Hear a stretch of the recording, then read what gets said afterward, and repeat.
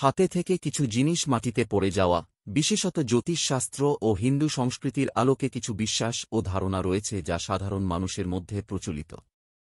এগুলো এমন কিছু প্রতীক বা সংকেত হিসেবে দেখা হয় যা জীবনে কিছু পরিবর্তন বা ঘটনার পূর্বাভাস দেয়। চলুন আমরা একটু বিস্তারিতভাবে জানি কি কি জিনিস পড়ে গেলে কি ঘটতে পারে। ১. মুড়ি বা চাল পড়ে যাওয়া।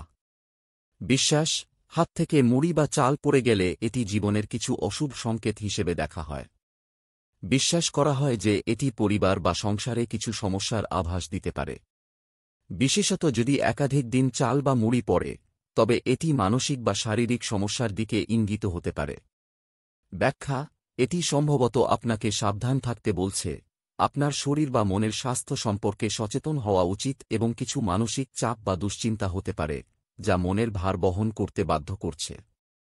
২. গয়না বা চশমা পড়ে যাওয়া। বিশ্বাস, যদি হাত থেকে গয়না, যেমন চুড়ি, কানের দুল, রিং পড়ে যায়, তবে এটি ব্যক্তিগত জীবনের কোনো বড় পরিবর্তন বা বিপদ আসার পূর্বাভাস হিসেবে দেখা হয়। কৃতজ্ঞতা বা কিছু সম্পর্কের ভেঙে যাওয়ার ইঙ্গিত হতে পারে। তবে এটি নতুন সম্ভাবনাও নির্দেশ করতে পারে। ব্যাখ্যা, গয়না সাধারণত মূল্যবান এবং এটি ব্যক্তি বা তার আত্মমর্যাদার প্রতীক।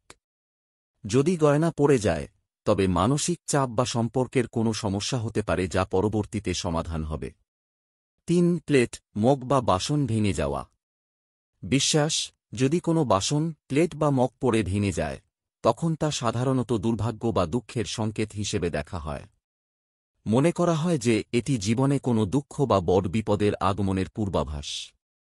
ব্যাখ্যা, ভাঙা প্লেট বা মগটি কখনও কখনও মানসিক শান্তি বা শারীরিক স্বাস্থ্যের অভাব নির্দেশ করে। এটি আপনাকে জানায় যে আপনি হয়তো খুব বেশি চাপ নিচ্ছেন বা আপনার জীবনযাত্রায় কিছু সমস্যা আসছে। ৪. খাবার বা পানীয় পড়ে যাওয়া।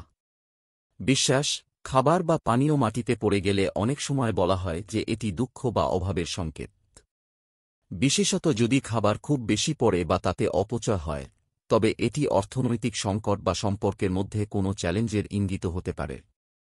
ব্যাখ্যা, এটা হতে পারে যে আপনি যেসব উদ্যোগ বা কাজ করছেন, সেগুলো সফল হতে সময় লাগবে বা কিছু প্রতিবন্ধকতা আসতে পারে।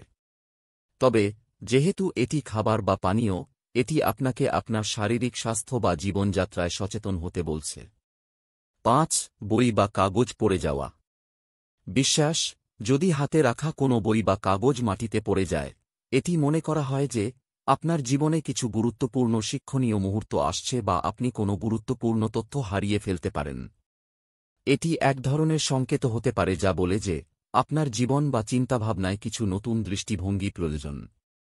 ব্যাখ্যা, বই বা কাগজ পড়ে যাওয়া মানে হচ্ছে আপনার জীবনের কোনো অধ্যায় বা অধ্যায়ে কিছু গুরুত্বপূর্ণ তথ্য বা শিক্ষা মিস করতে পারেন। এটা আপনাকে সচেতন হতে বা নতুন কিছু শেখার আহ্বান জানায়। ৬. ডানা বা ছোট কিছু পড়ে যাওয়া। বিশ্বাস, যদি হাত থেকে কোনো ছোট জিনিস, যেমন ডানা, হালকা কাগজ বা কিছু অপ্রচলিত জিনিস পড়ে যায়, তখন অনেকেই মনে করেন এটি ভালোবাসা, সম্পর্ক বা আত্মবিশ্বাসের কোনো সংকেত হতে পারে। এটি সম্ভবত শুভ পরিবর্তন বা সুখের পূর্বাভাস হতে পারে।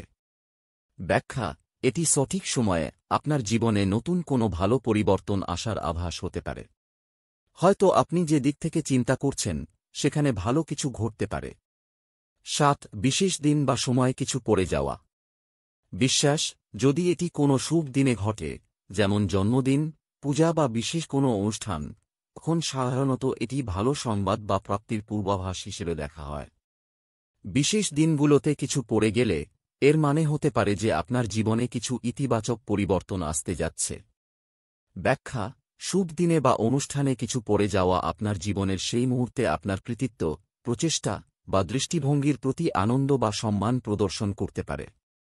জ্যোতিষশাস্ত্রে এসব বিশ্বাস বা সংকেত এক ধরনের সাংকেতিক বার্তা হিসেবে ধরা হয়, যা আপনাকে সাবধানতা, সজাগতা বা সচেতনতা অবলম্বন করতে বলে।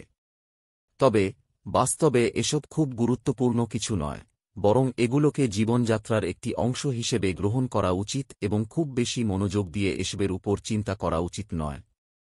বরং এগুলোকে অভ্যাসের অংশ হিসেবে নিয়ে নিজেদের আত্মবিশ্বাস ও জীবনের প্রতি ইতিবাচক মনোভাব রাখা উচিত।